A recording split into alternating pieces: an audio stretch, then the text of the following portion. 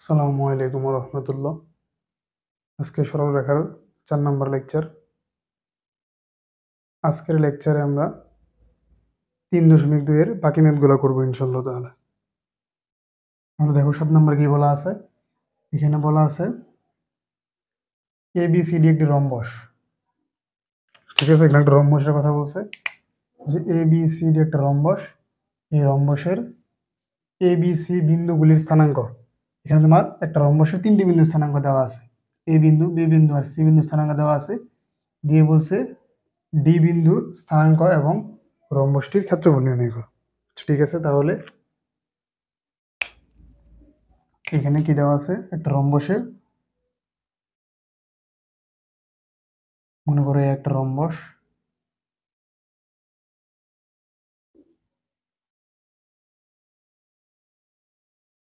এই রম্বসের কি দেওয়া আছে 3টে শীর্ষবিন্দু।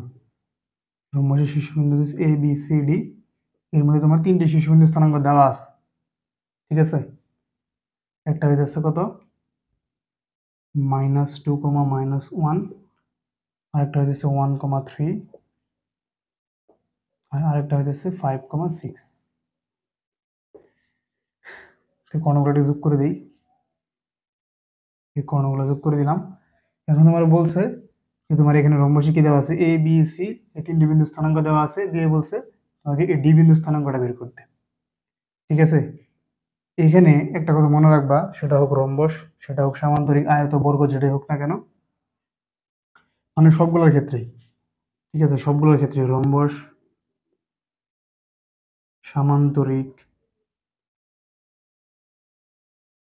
এরপর হচ্ছে বর্গ, এরপর হচ্ছে আয়তক্ষেত্র, আয়ত। ঠিক আছে, এই 4টা চতুর্ভুজের জন্য সেম কথা। সেটা হচ্ছে তোমার হোক সেটা রম্বস, সামান্তরিক, বর্গ বা আয়ত। ঠিক আছে, এখানে যেই চতুর্ভুজ হোক না কেন, তোমার এই সবগুলা চতুর্ভুজের যে কর্ণ আছে, কর্ণ, এই কর্ণগুলা পরস্পরকে সমদ্বিখণ্ডিত করে। কি বললাম, এই রম্বস, সামান্তরিক, বর্গ, আয়ত, এই সবগুলা চতুর্ভুজেরই তোমার কর্ণগুলা কি করে পরস্পরকে সমদ্বিখণ্ডিত করে। ঠিক আছে, আমরা এই কনসেপ্ট দিয়ে মূলত, মানে তোমার এই কর্ণগুলা পরস্পরকে কি করে সমদ্বিখণ্ডিত করে, এই কনসেপ্ট দিয়ে মূলত এখানে আমরা ডি বিন্দু স্থানাঙ্কটা বের করব। ঠিক আছে, আচ্ছা তাহলে খেয়াল করো তো, কি বললাম যে রম্বসের কর্ণ, কর্ণ কোনটা কোনটা, এসি কর্ণ আর বিডি কর্ণ, এটা কি করে পরস্পরকে সমদ্বিখণ্ডিত করে। ঠিক আছে, ধরলাম তোমার যে পয়েন্টে সমদ্বিখণ্ডিত করছে, এই পয়েন্টের স্থানাঙ্ক, এই পয়েন্টটা হচ্ছে ই। ঠিক আছে, আমরা ধরে নিলাম তোমার এসি কর্ণ আর বিডি কর্ণ এই বিন্দুতে সমদ্বিখণ্ডিত হয়। ঠিক আছে, তাহলে যদি তোমার এই বিন্দুতে সমদ্বিখণ্ডিত হয়, কর্ণগুলো পরস্পরকে কি করে, তোমার কর্ণগুলো কি করে, এখানে একটু লিখি,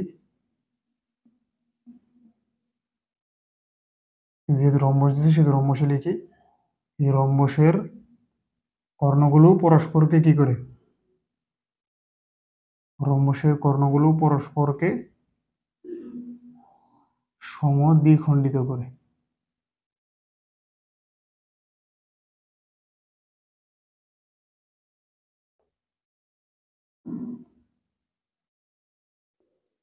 সমদ্বিখণ্ডিত করে।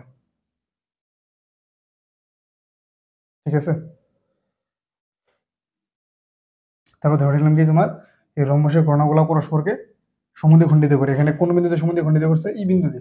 তার মানে তোমার এই ই হইতেছে এসি এর মধ্যবিন্দু, আবার ই হইতেছে বিডি এর মধ্যবিন্দু। বুঝতে পারলা? কারণ কেন, এই বিন্দুতে কি হয়েছে, তোমার এসি ও সমদ্বিখণ্ডিত হয়েছে, এই বিন্দুতে বিডি ও সমদ্বিখণ্ডিত হয়েছে। তাহলে ই কি, এসি এর মধ্যবিন্দু, আবার ই কি, তোমার বিডি এরও মধ্যবিন্দু। তাহলে এখানে কি লিখতে পারবা, তোমার ই হইতেছে কি এসি কর্ণের মধ্যবিন্দু, মানে ই হইতেছে এসি এর, ই হইতেছে এসি এর মধ্যবিন্দু। এখন ই যদি এসি এর মধ্যবিন্দু হয়, তাহলে এই বিন্দুর স্থানাঙ্ক কত বলো তো? এই দেখো তোমার দুটো বিন্দুর স্থানাঙ্ক দেওয়া আছে, এই বিন্দুর স্থানাঙ্ক দেওয়া আছে, সি বিন্দুর স্থানাঙ্ক দেওয়া আছে। তুমি এই বিন্দুর স্থানাঙ্ক বের করতে পারবে না। ই হইতেছে এসি এর মধ্যবিন্দু, মধ্যবিন্দুর স্থানাঙ্ক কেমনে বের করে মনে আছে? হুম, বলো মধ্যবিন্দুর স্থানাঙ্ক কেমনে বের করে? তাহলে তুমি ই এর স্থানাঙ্ক বের করবা। তাহলে আমরা বের করবো কার স্থানাঙ্ক, ই এর স্থানাঙ্ক বের করবো।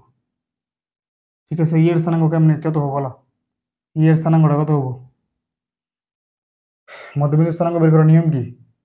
মধ্যবিন্দুর ভুজ সমান হইতেছে তোমার এই দুই বিন্দুর ভুজের যোগফল ডিভাইডেড বাই 2, আর কোটি সমান হইতেছে এই দুই বিন্দুর কোটির যোগফল ডিভাইডেড বাই 2। তাহলে এখানে কি করবা, ভুজগুলো যোগ করো, -2 + 5, এই যে -2 + 5 ডিভাইডেড বাই 2, আর এখানে কোটি কেমনে বের করবা, -1 + 6 ডিভাইডেড বাই 2। তাহলে কি পেয়ে গেলা, এর স্থানাঙ্ক বা তোমার এসি করে মধ্যবিন্দুর স্থানাঙ্কটা পাই গেল। ঠিক আছে, এটা কত আসে একটু লিখো। আচ্ছা এভাবে থাক। তাহলে তুমি পাইলা কি, এটা তোমার ই বিন্দুর বা ই বিন্দুর স্থানাঙ্ক পাইলা। এখন তুমি কিন্তু ই বিন্দুর স্থানাঙ্ক আরেকভাবে বের করতে পারো। তোমার ই কি, তোমার ই বিন্দুটা কিন্তু আবার যে বিডি এর মধ্যবিন্দু। ঠিক আছে, এখান থেকে কিন্তু ই বিন্দুর স্থানাঙ্ক পাবা। তাহলে এখানে আমার লিখো, তোমার হইতেছে আবার হইতেছে কার মধ্যবিন্দু, বিডি এর মধ্যবিন্দু। ঠিক আছে, এখন ই যদি বিডি এর মধ্যবিন্দু হয় তাহলে আবার ই বিন্দু স্থানাঙ্ক বের করো। তাহলে আবার এই বিন্দু স্থানাঙ্ক কেমনে বের করবা? এখন তোমার বিন্দু কোনটা কোনটা, এখন বি আর ডি। ঠিক আছে, কত ডি বিন্দু স্থানাঙ্ক তো আমরা জানি না। ঠিক আছে, ধরে নিই আমরা ডি বিন্দু স্থানাঙ্ক ধরে নিলাম। মনে করো ডি বিন্দু স্থানাঙ্ক ধরে নিলাম এক্স আর ওয়াই। আমরা তো ডি বিন্দু স্থানাঙ্কটা বের করবো, তাই না? আমরা ডি বিন্দু স্থানাঙ্কটা এক্স ওয়াই ধরে নিলাম। ঠিক আছে, এখন বলো বিন্দু স্থানাঙ্ক কত হবে? কত হবে বলো? X plus one divided by 2 মানে ভুজের যোগফল ডিভাইডেড বাই 2, আর ওয়াই প্লাস 3 ডিভাইডেড বাই 2 মানে কোটির যোগফল ডিভাইডেড বাই 2। ঠিক আছে, তাহলে দেখো আমরা তোমার একবার ই কে এসি এর মধ্যবিন্দু ধরে একটা স্থানাঙ্ক পাইলাম এর, আবার ই কে বিডি এর মধ্যবিন্দু ধরে এর আরেকটা স্থানাঙ্ক পাইলাম। তাহলে তোমার এই দুটি কি এর স্থানাঙ্ক না? তাহলে তুমি কি লিখতে পারবা? তাহলে তুমি লিখতে পারবা যে এই ভুজ সমান এই ভুজ আর এই কুটি সমান এই কুটি। ঠিক আছে, মানে যেহেতু দুটো এর স্থানাঙ্ক, তাহলে তুমি এই ভুজ সমান এই ভুজের মান লিখতে পারবা, এই কুটির মান সমান এই কুটির মান লিখতে পারবা। ঠিক আছে, আমরা এটি লিখবো এখন। এখন কি লিখবা? তাহলে এখন লিখবা আমার এই ভুজের মান সমান এই ভুজের মান। তাহলে যেহেতু দুটো এর স্থানাঙ্ক, ঠিক আছে, এক্স প্লাস 1/2 সমান সমান লিখবা -2 প্লাস 5 নিচে দিচ্ছে 2। এখন তুমি যদি এখান থেকে 2 বাদ দিতে পারো, নিচ থেকে তুমি ওর কাছে 2 বাদ দাও, হর থেকে 2 বাদ দিয়ে দাও, আর নিচ থেকে তুমি 2টা বাদ দিয়ে দাও। ঠিক আছে, তাহলে এখানে কি পাইতেছো, এক্স প্লাস 1 সমান পাইতেছো, এখানে পাইতেছো 3, আর এক্স এর মানটা পাইতেছো কত, 2। এক্স এর মান পেলো 2। ঠিক আছে, আবার কি করবা তুমি, এই কুটি সমান এই কুটি লিখবা। তাহলে এখানে লিখতে পারবা এই যে ওয়াই প্লাস 3 ডিভাইডেড বাই 2 সমান, এখানে লিখতে পারবো -1 plus 6 divided by 2, -1 plus 6 divided by 2। ঠিক আছে, এখানে 2 বাদ দিলে তুমি পাইতেছো ওয়াই প্লাস 3 সমান পাইতেছো 5। তাহলে এখানে ওয়াই এর স্থানাঙ্কটা পাইতেছো 2। এখানে এক্স এর স্থানাঙ্ক 2, ওয়াই এর স্থানাঙ্ক 2। তাহলে তুমি এখানে এক্স আর ওয়াই এর মানটা কত পাইলা, 2,2। তার মানে তোমার এখানে ডি বিন্দুর স্থানাঙ্ক কত, ডি হচ্ছে তোমার ডি বিন্দুর স্থানাঙ্ক। তাহলে ডি বিন্দুর স্থানাঙ্কটা কত পাইলা, 2,2। আশা করি বুঝতে পারছো। ঠিক আছে, তুমি মধ্যবিন্দু কনসেপ্ট দিয়ে করবা। আমরা কি জানি, তোমার রম্বস হোক, বর্গ হোক, সমান্তরিক হোক, যেটাই হোক না কেন, তোমার প্রতিটি চতুর্ভুজেরই কি, মানে প্রতিটি চতুর্ভুজ বলতে তোমার এখানে রম্ব, বর্গ, রম্বস, তারপরে সমান্তরিক, আয়ত, এগুলো সবগুলো চতুর্ভুজই। এইগুলার কর্ণগুলো পরস্পরকে কি করে, পরস্পরকে সমদ্বিখণ্ডিত করে। ঠিক আছে, তাহলে তোমার যদি সমদ্বিখণ্ডিত করে, তাহলে যে ধারায় তোমার রম্বসের এসি কোণের বিডি কোণ যে বিন্দুতে সমদ্বিখণ্ডিত করছিল দিলাম ই বিন্দু। ঠিক আছে, তাহলে ই কি এসি এর মধ্যবিন্দু, ই হচ্ছে বিডি এর মধ্যবিন্দু।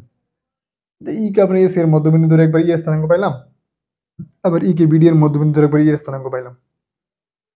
ঠিক আছে, যেহেতু ই এর স্থানাঙ্ক, তাহলে কি তুমি এই ভুজ সমান এই ভুজ আর এই কোটি সমান এই কোটি লিখতে পারো। তোমরা ডেলি করলাম, করার পর আমরা এক্স এর মান আর ওয়ার মানটা পাই গেলাম। ঠিক আছে, বর্গ হোক, রম্বস হোক, আয়ত হোক, আর সামান্তরিক হোক, যেটাই হোক না কেন, তোমাকে যদি 3টে বিন্দুর মানে 4টা বিন্দুর মধ্যে 3টি শীর্ষবিন্দুর স্থানাঙ্ক দিয়ে চতুর্থ শীর্ষবিন্দুর স্থানাঙ্ক বের করতে বলে তুমি এই নিয়মে করবা। ঠিক আছে, 8 নম্বর ম্যাথটাও সেম এরকমই দেওয়া আছে। ঠিক আছে, তাহলে 8 নম্বর ম্যাথটা খেয়াল করো। 8 নম্বর ম্যাথে কি বলছে দেখো, এখানে বলছে ABCD বর্গের শীর্ষবিন্দু এ বি সি দেওয়া আছে, তোমাকে ডি বিন্দু স্থানাঙ্ক বের করতে বলছে। ঠিক আছে, আচ্ছা এখানে একটা জিনিস বাদ পড়ছে, এটা হচ্ছে রম্বসের ক্ষেত্রফল। ঠিক আছে, এই রম্বসের ক্ষেত্রফল কেমনে বের করে বলো? রম্বসের ক্ষেত্রফল বের করার নিয়ম হইতেছে হাফ ইন্টু কর্ণদের গুণফল। কর্ণগুলো কি কি ছিল? একটা এসি কর্ণ ছিল আর একটা বিডি কর্ণ ছিল। ঠিক আছে, এই যে দেখাই দিই, এটা কি ছিল? এ বি সি ডি ছিল না? এ বি সি ডি ছিল। তুমি তো সবগুলো বিন্দু স্থানাঙ্ক জানো। এই যে রম্বসের ক্ষেত্রফলের সূত্র হচ্ছে হাফ ইন্টু কর্ণদের গুণফল, এসি কর্ণ আর বিডি কর্ণ। ঠিক আছে, তুমি তো সবগুলা, তুমি এসি বের করবা কেমনে? এই যে এখান থেকে তুমি এসির মান বের করো √, এখানে কি করবা? ভুজদের অন্তরের স্কয়ার প্লাস কোটিদের অন্তরের স্কয়ার। আর বিডি কেমনে বের করবা? এই যে √, তোমার এই যে এখানে ভুজদের অন্তরের স্কয়ার প্লাস কোটিদের অন্তরের স্কয়ার, এভাবে তুমি এসি আর বিডি মানটা বের করবা। মানে দূরত্বের সূত্র দিয়ে এসি আর বিডি বের করে নিয়ে এখানে মান বসাই দিলেই তুমি রম্বসের ক্ষেত্রফলটা পাওয়া যাবে। ঠিক আছে, আশা করি এটা পারবা। তাহলে এবার 8 নম্বর ম্যাথে আসো। এখানে কি বলা আছে? এখানে তোমাকে একটা বর্গ দিছে, যে বর্গক্ষেত্র। এই বর্গক্ষেত্রের তোমার তিনটে শীর্ষবিন্দু স্থানাঙ্ক দেওয়া আছে, যে বি সি, তোমাকে ডি বিন্দু স্থানাঙ্ক বের করতে বলছে। তো একটু আগে তো বললাম, রম্বসে যেভাবে করছো বর্গ সেম ভাবে করবা, এখানে আলাদা করে করার কিছুই নেই। ঠিক আছে, মনে করো এটা হচ্ছে সেই বর্গ। এই বর্গের কি দেওয়া আছে? এ বি সি ডি, তিন বিন্দুর স্থানাঙ্ক দেওয়া আছে। এর মধ্যে এর কত দেওয়া আছে? 8 8, 8,8। বি এর স্থানাঙ্ক দেওয়া আছে কত? 9, -5। সি এর স্থানাঙ্ক দেওয়া আছে -4, -6। তোমাকে বলছে ডি এর স্থানাঙ্ক বের করতে। ঠিক আছে, ডি এর স্থানাঙ্কটা ধরলাম আমরা x, y। তাহলে কর্ণগুলো যোগ করো। এটা হচ্ছে বিডি, এটা হচ্ছে এসি। ঠিক আছে, বর্গেরও সেম, তোমার কর্ণগুলো কি করে বলা? পরস্পরকে সমদ্বিখণ্ডিত করে। এটা ধরলাম ই বিন্দু। তাহলে তোমার ই যদি এখন এবি এর মধ্যবিন্দু হয়, বিস্তারিত লিখলাম না, এখানে ধরো ই হচ্ছে এবি এর মধ্যবিন্দু, ই হইতেছে কি এবি এর মধ্যবিন্দু। এখন ই যদি এবি এর মধ্যবিন্দু হয়, তাহলে বলো ই এর স্থানাঙ্ক কত? তাহলে ই এর স্থানাঙ্ক হইতেছে 9, সরি এবি কেন ভুল লিখলাম, হ্যাঁ এসি হবে এখানে, এসি। ই যদি তোমার এসি এর মধ্যবিন্দু হয়, তাহলে ই এর স্থানাঙ্ক কত? স্থানাঙ্ক হচ্ছে 8।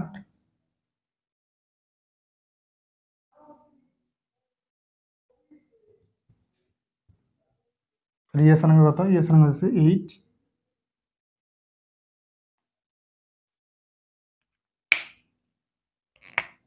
ই এর স্থানাঙ্ক কত?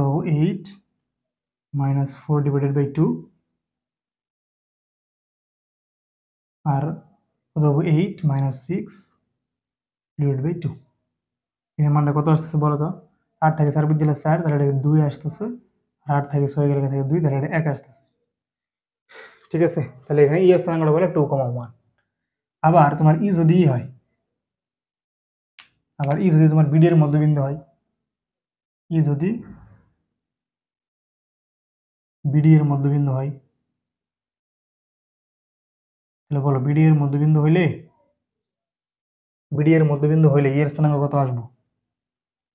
তখন ই এর স্থানাঙ্কটা আসবো x + 9 / 2, আর আসবো y - 5 / 2। এবার তো বুঝতে পারতেছো নাকি? এই যে তোমার ভুজের যোগফল /2, কোটির যোগফল /2। ঠিক আছে, এবার দুটো ই এর স্থানাঙ্ক, তোমার এটা ই এর স্থানাঙ্ক, এটা তো ই এর স্থানাঙ্ক, তাহলে কি এখানে ভুজ সমান, যে এখানে ভুজ, এখানে কোটি সমান, এখানে কোটি লিখবা। ঠিক আছে, তাহলে এখানে কি লিখতে পারবা? এখানে লিখতে পারবা যে x + 9 / 2 সমান হচ্ছে 2।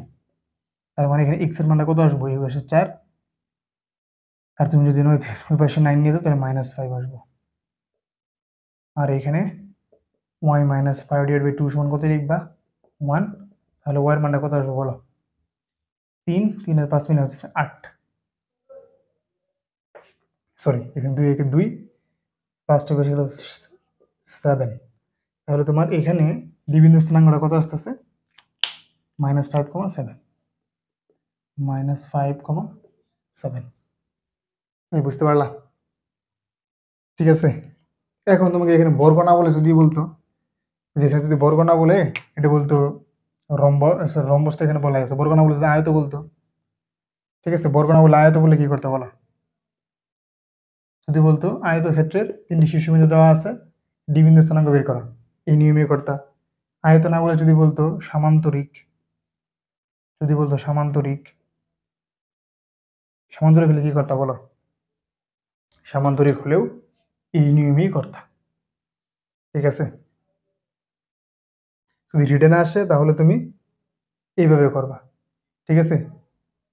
তোমার এএমসি মানে তোমার যে 7 আর 8 নাম্বার যে করাইলাম, তোমার এইগুলা মানে তোমার এই টাইপের ম্যাথগুলা তোমাদের এডমিশনে এমসিকিউতে আসে, মানে বোর্ডেও আসতে পারে, ঠিক আছে, এডমিশন বোর্ড এই জায়গা দিয়ে আসতে পারে, এগুলো কিন্তু এমসিকিউতেও আসে। এখন এমসিকিউতে আসলে কি তুমি এই পদ্ধতিতে করবা না, এমসিকিউর জন্য শর্টকাট দেখাইতেছি, তাহলে এখন শর্টকাট দেখাম, শর্টকাট, ঠিক আছে। এখানে কি দেখাবো, তাহলে এখন শর্টকাট দেখাবো,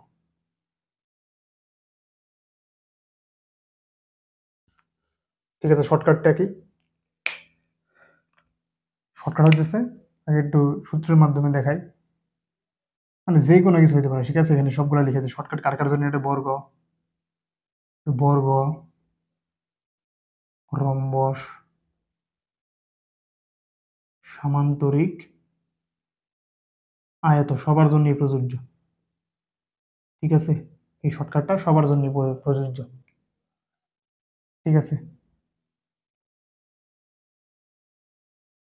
মনে করো তোমাকে এখানে যেটাই দিক, বর্গ দিক, রম্বস দিক, সামান্তরিক দিক, আয়ত দিক, তুমি সব জায়গায় এটা অ্যাপ্লাই করতে পারো। তাহলে এ বি সি ডি, মনে করো এটা একটা কি, মানে এখানে যে কোনো কোনো কিছু একটা হতে পারে, বর্গ, রম্বস, সামান্তরিক, আয়ত, যে কোনো কিছু একটা হতে পারে, ঠিক আছে। তাহলে এর স্থানাঙ্কটা ধরলাম আমরা x1 y1, বি এর স্থানাঙ্কটা ধরলাম x2 y2, সি এর স্থানাঙ্ক ধরলাম x3 y3, আর এখানে ডি এর স্থানাঙ্কটা ধরলাম x4 y4। তাহলে মনে করো তুমি এখন, তুমি মনে করো তোমার এ বি সি, তুমি টি এর 3 শীর্ষবিন্দুর মান জানো, তুমি চাইতেছো ডি এর মানটা বের করতে, মানে এখানে যে কোনো দিস আর কি, এ বি সি জানা ছিল, তোমার ডি এরটা বের করতে বলছে। তো এখানে সেম ধরে নিলাম আমরা, এ বি সি মনে করে জানা আছে, তোমাকে তুমি ডি এর স্থানাঙ্কটা বের করতে চাইতেছো। তাহলে এটা বের করার নিয়ম হইতেছে, তুমি বের করবা কি, ডি এর স্থানাঙ্ক মানে x4 আর y4টা বের করবা। তাহলে তুমি বের করবা কি x4 আর y4, তুমি বের করবা x4 আর y4, মানে তুমি যে চতুর্থ শীর্ষবিন্দু স্থানাঙ্ক বের করবা। মনে রাখবা তুমি যে শীর্ষবিন্দু স্থানাঙ্ক বের করবা তার বিপরীত শীর্ষটা বিয়োগ করতে হয়, ভালো করে শোনো। তুমি যেই শীর্ষবিন্দু স্থানাঙ্ক বের করবা তার বিপরীত শীর্ষের স্থানাঙ্ক বিয়োগ করতে হয়। যেহেতু x4 বের করবা, তাহলে তুমি x4 এর কাছে কোনটা আছে, a আর c, x4 এখানে তার কাছে a আর c আছে, মানে ডি বিন্দুর কাছে গিয়ে দেখো a বিন্দু আর c বিন্দু, তাহলে তুমি যেহেতু বুঝে x4 বের করবা, তাহলে তুমি এখানে কি করবা, যে তুমি এখানে x1 প্লাস x3 করবা, মানে কাছের দুটো যোগ করবা, কাছের দুটো যোগ করে বিপরীত শীর্ষের বিয়োগ, কি বলছিলাম, তুমি যে শীর্ষে স্থানাঙ্ক বের করবা তার বিপরীত শীর্ষটা বিয়োগ, তাহলে এখান থেকে তুমি x2 বিয়োগ করবা, ঠিক আছে। তাহলে x4 বের করার নিয়ম কি, তুমি যে যার স্থানাঙ্কটা বের করবা তার কাছের দুটোকে যোগ করে বিপরীতটা বিয়োগ, কাছের দুটোকে যোগ করে বিপরীতটা বিয়োগ, এই যে কাছের দুটো যোগ করেছি আমরা x1 প্লাস x3 করছি, আর বিপরীতটা কি করছি, বিয়োগ করছি, ঠিক আছে। তাহলে y4 কেমনি বের করবা বলো, একইভাবে y4 কাছের দুটো যোগ, এই যে y1 প্লাস y3 করে বিপরীতটা বিয়োগ, y2 বিয়োগ করবা, y1 প্লাস y3 করে y1 বিয়োগ করবা, ঠিক আছে। তাহলে এবার উদাহরণ কি দেবো, এই যে উদাহরণ তো এখানেই আছে, দেখো 8 নাম্বারটাই বলি। এখানে কি দেওয়া ছিল তোমার, এ বি সি 3টি শীর্ষবিন্দু স্থানাঙ্ক দিয়ে বলছিল ডি এর স্থানাঙ্কটা বের করতে। তো আমরা ধরে নিয়েছিলাম ডি এর স্থানাঙ্ক এক্স আর ওয়াই, আমরা এক্স বের করবো আর ওয়াই বের করবো, ঠিক আছে, এক্স আর ওয়াই বের করবো। তাহলে এক্স কেমনে বের করবা, এই যে কি বলছিলাম, কাছের দুটো যোগ বিপরীতটি বিয়োগ, কাছের দুটোকে 8 আর -4 যোগ করে 9 বিয়োগ করবা, তাহলে কি করবা, এক্স এর মানে কেমনে বের করবা, কাছের দুটো যোগ আছে 8, 8 আর -4 যোগ, 8 প্লাস -4 কত বিয়োগ করবা, 9 বিয়োগ করবা, তাহলে এই মানটা কত আসতেছে বলো? তাহলে দেখো এই মানটা কত আসে। তুমি যদি 8 থেকে 8 আর -4 যোগ করো তার মানে কত আসে এটা? 8 আর -4 মানে হচ্ছে তোমার এখানে 4, এখানে কত থাকবো? এখানে থাকবো মূলত এই যে এরকম 4 - 9, তার মানে হচ্ছে -5। ঠিক আছে, x এর মানটা কত আসলো? -5। আর y এর মান কেমনে বের করবা? এই যে কাছে দুটো যোগ, ঠিক আছে, 8 প্লাস -6, 8 প্লাস -6 বিয়োগ করবা কত? বিপরীত শীর্ষটা বিয়োগ হয়ে যায়। দেখো তুমি পারে y বের করতেছো, এই যে y বের করবা, তার বিপরীত শীর্ষ কি? তুমি d বের করতেছো, বিপরীত শীর্ষ হচ্ছে b, বিপরীত শীর্ষটা বিয়োগ, তার মানে -5। এটা কত পাইতেছো? এখানে পাইতেছো 2 প্লাস 5, তার মানে হচ্ছে 7। দেখছো এই যে -5 আর 7, এই যে -5 আর 7 পাইছিলা। এই কঠিন লাগছে বলো? একবার সোজা কিন্তু। তোমার কি বলছি? তুমি ডিবির স্থানাঙ্ক বের করবা, কাছে দুটো যোগ করে বিপরীতটা বিয়োগ। এই দেখো আমরা এখানে কি করছি, কাছে দুটো বলতে এই যে 8 আর -4 যোগ করে বিপরীত শীর্ষ কত ছিল? 9, এটা বিয়োগ করছি। ওয়াই বের করবা কেমনে? কাছের দুটো যোগ করে বিপরীত শীর্ষটা বিয়োগ। এই যে এখানে 8 আর -6 যোগ করে, 8 আর -6 যোগ করে -5 কি করছি? বিয়োগ করছি। ঠিক আছে, এখন একইভাবে তুমি কিন্তু এই 7 নাম্বারটা বের করতে পারো। 7 নাম্বারটা, ঠিক আছে, তোমার এখানে কি এ বি সি 3 বিন্দু স্থানাঙ্ক দেওয়া আছে, ডি বিন্দু স্থানাঙ্কটা বের করবা। ঠিক আছে, তোমাদের তো মোটে করাইছি, 7 নাম্বার করাইছে না? ঠিক আছে, তোমাদের আমি 7 নাম্বার করাই দিছি। এটা তোমাদের 7 নাম্বারটা বাড়ি কাজ থাকলো শর্টকাট পদ্ধতিতে 7 ইজ ডাব্লিউ, এটা তোমরা বের করে দেখবা। ঠিক আছে, 7 স্থানাঙ্ক কত কত বলেছিল? এটা মনে হয় 2,2 বের হয়েছিল। ঠিক আছে, তোমরা এই শর্টকাট পদ্ধতিতে 7 নাম্বারটা বের করবা, বের করে দেখবা যে তোমার রিটেন টাইপের সাথে তোমার এই শর্টকাট আনসারটা মিলে কিনা। এটা তোমাদের বাড়ির কাজ। ঠিক আছে, এবার 9 নম্বর ম্যাথটা খেয়াল করো। 9 নম্বর ম্যাথে কি বলছে? 9 নম্বর ম্যাথে বলছে এখানে একটা ত্রিভুজের শীর্ষবিন্দু স্থানাঙ্ক হইতেছে, এখানে তোমার কি দেওয়া আছে? একটা ত্রিভুজের শীর্ষবিন্দু স্থানাঙ্ক দেওয়া আছে, এই একটা স্থানাঙ্ক, এই একটা, এই একটা দিয়ে বলছে যদি এর ভর কেন্দ্র x অক্ষের উপর অবস্থিত হয় তাহলে দেখা যায় t1 plus t2 plus t3 সমান 0। তোমার এখানে একটা ত্রিভুজের এখানে কি দেওয়া আছে? একটা ত্রিভুজের 3টি শীর্ষবিন্দু দেওয়া আছে। একটা ত্রিভুজ এ বি সি, এর এই ত্রিভুজে কি দেওয়া আছে? 3টি শীর্ষবিন্দু। শীর্ষবিন্দু 3 কত কত দেওয়া আছে? একটা হচ্ছে a t1 square, 2at, 2at1, আর দেওয়া আছে at2 স্কয়ার, 2at2, আর একটা দেওয়া আছে কত? at3 cube, sorry at3 square দেওয়া আছে, আর 2at3। এখন তোমরা বলছে কি এই তোমার এই 3টি শীর্ষবিন্দু বিশিষ্ট ত্রিভুজের যে ভরকেন্দ্রটা আছে, এই ভরকেন্দ্রটা x অক্ষের উপর অবস্থিত। তাহলে তোমাকে এখানে এটা প্রমাণ করতে বলছে। ঠিক আছে, ভরকেন্দ্র কি তোমাদের দেখাইছিলাম? ভরকেন্দ্র কি? মধ্যমাত্রায়ের যে যোগফল ওটা দিচ্ছে ভরকেন্দ্র, মানে মধ্যমাত্রায় ত্রিভুজের মধ্যমাত্রায় যে বিন্দুতে ছেদ করে ওটাকে বলে ভরকেন্দ্র। তাহলে ভরকেন্দ্রটা তোমার কই থেকে? যে ভরকেন্দ্রটা জি এটিছে এখানে ভরকেন্দ্র। ঠিক আছে, এখন ভরকেন্দ্রের স্থানাঙ্ক ধরলাম এক্স আর ওয়াই, আমরা এখান থেকে ভরকেন্দ্রের স্থানাঙ্কটাকে বের করি। চলো, ভরকেন্দ্রের এক্স এর মান কেমনে বের করে বলো? এক্স এর মান বের করার নিয়ম হইতেছে এই 3টি শীর্ষবিন্দুর এক্স এর মান যোগ করে 3 দিয়ে ভাগ করবা। তাহলে এটা কি? at1 square plus at2 square plus at3 square divided by 3। এটা বলে তুমি এই ভরকেন্দ্রের এক্স এর মান। তাহলে ওয়াই মান কেমনে বের করবা? 3টি শীর্ষবিন্দুর ওয়াই এর মান যোগ করে 3 দিয়ে ভাগ করবা। এটা হচ্ছে 2at1 plus 2at2 plus 2at3 divided by 3। এখন কি করবা বলো?